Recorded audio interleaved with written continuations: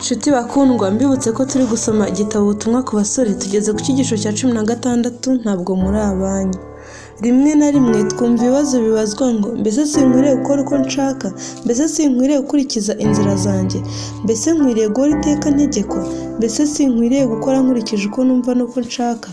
Uko udakurikiza cyane ibyo kamere yawe ibogamiramo, niko bizarushaho kukubera byiza ndetse no ku bandi. Ibyo kamere yacu ibogamiraho byarangiritse, kandi imbaraga za kamere yacu zarakoreshejwe nabi. Satani yateye umuntu guhangana n'Imana, akora ubudatuza kugira ngo arimbure ishusho y'Imana mu muntu. Kubw'ibyo rero tugomba kwitondera amagambo yacu n'ibyo dukora. Umusaruro uva mu kwitanga burundu. Iyo ubuntu bw'Imana bwigarurira umutima, bigaragara ko ibyo umuntu abogamiramo yarazwe n'ababyeyi ndetse n'ibyo ubwe yimenyereje bigomba kurekwa burundu. Ubuzima bushya buyoborwa n'imbaraga nshya bugomba gutangira mu bugingo bw'umuntu. Ibikorwa byose bigomba gukorwa ku bw'ikuzo ry'Imana. Uyu murimo ukubiyemo iby'umuntu w'inyuma ugaragara ndetse n'uw'imbere. Umuntu wese uko yakabaye, umubiri, ubugingo n'umwuka bigomba kumvira Imana, bigakoreshwa nayo nk'igikoresho cyo gukiranuka. Umuntu wa kamere ntiyumvira amategeko y'Imana, kandi uwo muntu ku giti cye ntashobora kuyumvira.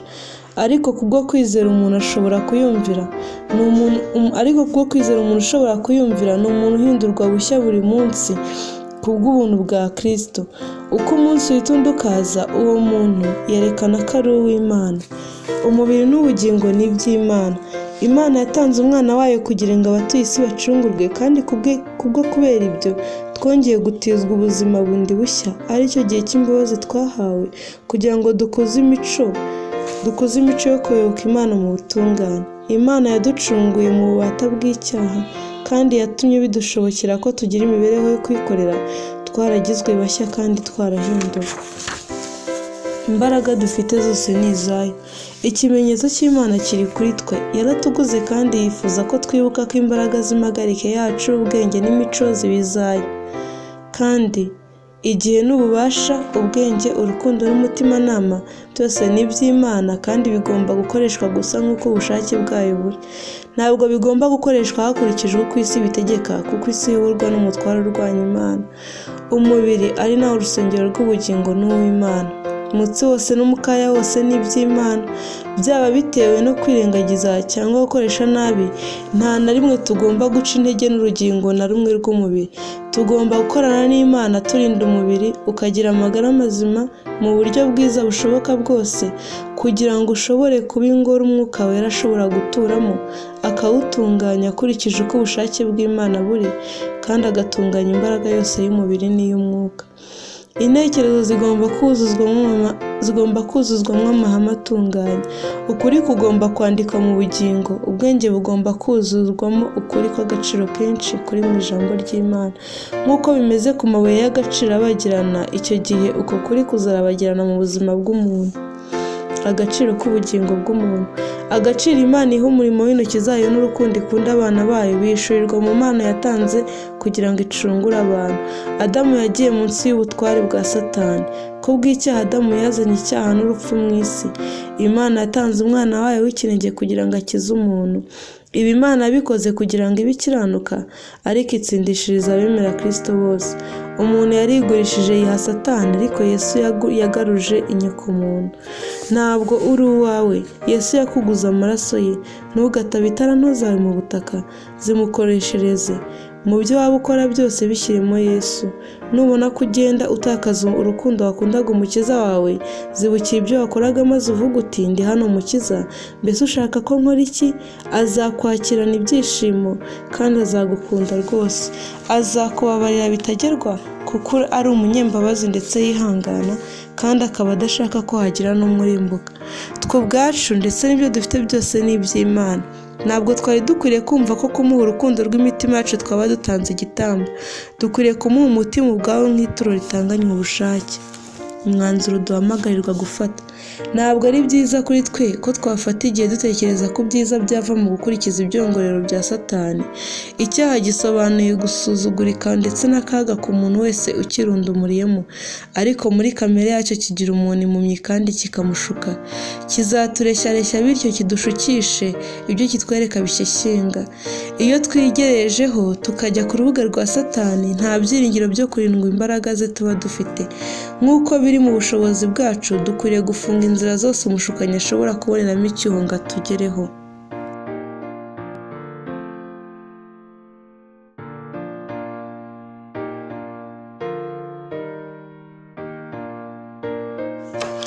Nshuti bakundwa, mbibutse ko turi gusoma igitabo ubutumwa ku basore, tugeze ku cyiciro cya 17, guhindurwa nyakuri.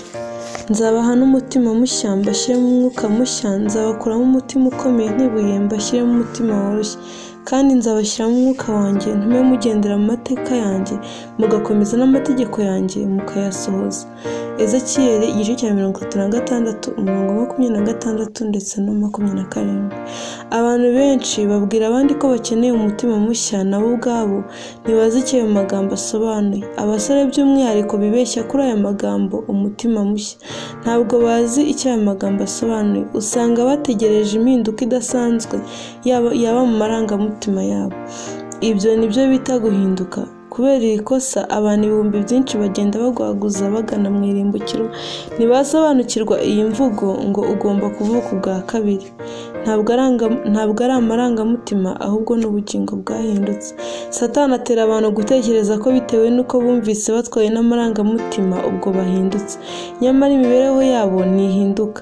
Usanga ibikorwa byabo bimeze nk'uko byari biri mbere. Nta mbuto nziza zigaragara mu mibereho yabo. Basenga kenshi kandi bakamara igihe kirekire, ndetse bahora bavuga ku marangamutima bigeze kugira igihe runaka. Nyamara ntibabaho imibereho mishya. Barashutswe. Ibyo bazi n'imibereho yabo ntibyimbika ngo birenga amarangamutima.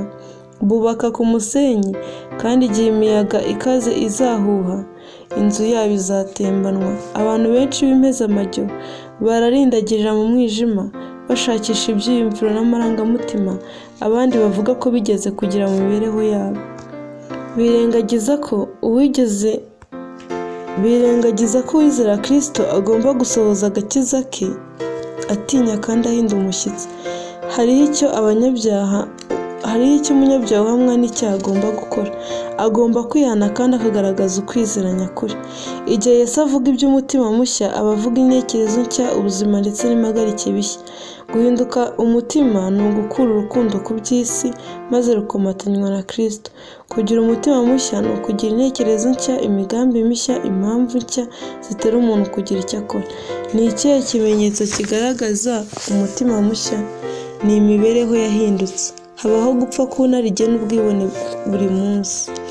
Iyobokamana nyakuri rishyira mu bikorwa. Abantu bamwe bakora ikosa rikomeye ryo kwibwira ko kwatura ko bafite kwizera guhanitse bizasiba icyuho cyo kudakora umurimo ufatika. Nyamara iyobokamana ridashyirwa mu bikorwa ntabwo ari iyobokamana nyakuri.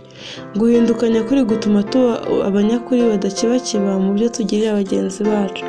Gutuma tuba indahemuka mu murimo dukora buri munsi. Umuyoboke nyakuri wa Kristo wese azagaragaza ko idini ya Bibiliya ituma yuzuza ibyangombwa byo gukoresha impano ze mu murimo wa Databuja. Nta kuba umunyabute mu murimo. Aya magambo asohorera mu buzima bw'umukristo nyakuri wese. Nubwo umurimo ukora wasa n'udashimishije, ariko ushobora kuwugiraho agaciro bitewe n'uko uwukora. Ukore nk'uko ari umurimo w'umwami. Ukorana ingoga wishimye kandi uha agaciro gakomoka mu ijuru. Amahame atunganye umuntu azana mu mirimo niyo atuma wemerwa rwose mu maso y'Imana. Umurimo nyakuri wunga umuntu ucishije bugufi hanyuma y'abandi mu bagaragu b'Imana ku isi n'abagaragu bayo mu bikari byo mu ijuru. Nk'abahungu n'abakobwa b'Imana, abakristo bagiye guharanira kugera ku rugero rwo hejuru rwashyizwe imbere yabo mu butumwa bwiza. Nta kindi cyari gikwiye kubashimisha uretse gukiranuka, kuko Kristo avuga ati, namwe mube mukiranutse nk'uko so mu ijuru akiranuka. Ubugingo bwejejwe. Nimutyo twiga ijambo ry'Imana kandi amahame yaryo tuyacengeze mu mibereho yacu. Nimutyo tugendere imbere y'Imana twiyoroheje kandi twicishije bugufi, dukosora amakosa yacu buri munsi. Nimutyo twe gutandukanya ubugingo bwacu n'Imana kubw'ubwibone bwa kamere. We kwishyiramo ibitekerezo by'uko ufite isumbwe rihanitse, utekereza ko uri mwiza gusumba abandi. Uwibwira ko ahagaze yirinda atagwa. Uzagira amahoro n'ikiruhuko igihe ubushake bwawe uzabwegurira kumvira ubushake bwa Kristo. Icyo gihe urukundo rwa Kristo ruzatwarira mu mutima, rwigarurira amasoko y'igikorwa yihishe, maze rutume agengwa na Kristo. Umutima uhubuka kandi urakara wose uzoroshywa kandi utwikirwe n'amavuta y'ubuntu bw'Imana. Kumva ko umuntu yababariwe ibyaha bizazana amahoro arenze uko umuntu yasobanukirwa. Hazabaho guharanira cyane gutsinda ibintu byose birwanya ubutungane bwa Gikristo. Guhangana mu bitekerezo bizagenda nka nyomberi. Umuntu wari usanzwe ajora inenge z'abamukikije azabona ko mu mico ye bwite harimo inenge zikomeye cyane. Hariho abantu bumva ukuri kandi bakemezwa ko bagize imibereho irwanya Kristo. Bacirwaho iteka kandi bakihana ibicumuro byabo. Kubwo kwishingikiriza ku byo Kristo yakoze ndetse no kurangwa no kumwizera by'ukuri bababarirwa ibyaha. Uko bareka gukora ibibi maze bakiga gukora neza, bakura mu buntu no kumenya Imana. Babona ko bagomba kwigomwa kugira ngo bitandukanye n'isi, kandi nyuma yo kubara icyo bizabasaba byose kugira ngo bitandukanye n'isi, kandi nyuma yo kubara icyo bizabasaba byose babifata ko ari igihombo igihe kubibura bibashoboza kuronka Kristo. Biyandikisha mu ngabo za Kristo. Imbere yabo haba hari urugamba, bityo bakarwinjiramo bafite ubutwari nta mususu. Bakarwanya ibyo kamere yabo ibogamiramo n'ibyifuzo byo kwikanyiza, bityo ubushake bwabo bukumvira ubushake bw'Imana. Buri munsi basaba Imana kubuzuza ubuntu kugira ngo bayumvire, kandi bahabwa imbaraga ndetse bagafashwa. Uku niko guhindukanya kuri. Mu kwishingikiriza ku Mana bicishije bugufi kandi bashima, umuntu wahawe umutima mushya yishingikiriza ku bufasha bwa Kristo. Mu mibereho ye hagaragarira imbuto zo gukiranuka. Wa wundi wari usanzwe yikunda kandi ibinezeza by'isi akaba ari byo yishimiraga, noneho ubu yagize ibigirwamana bye birimurwa, bityo Imana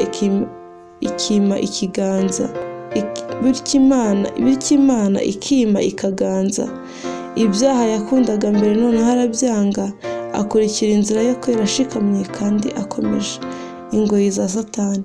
Imiruho ijyana n'inshingano z'umuntu ndetse n'ibinezeza by'icyaha ni ingoyi Satani abohesherezamo abantu mu mitego ye. Abantu bahitamo gupfa aho kugira ngo bakore igikorwa kimwe kidatunganye. Abo nibo bonyine bazasangwa ari indahemuka. Abantu bahitamo gupfa aho kugira ngo bakore igikorwa kimwe kidatunganye, abo nibo bazasangwa ari indahemuka.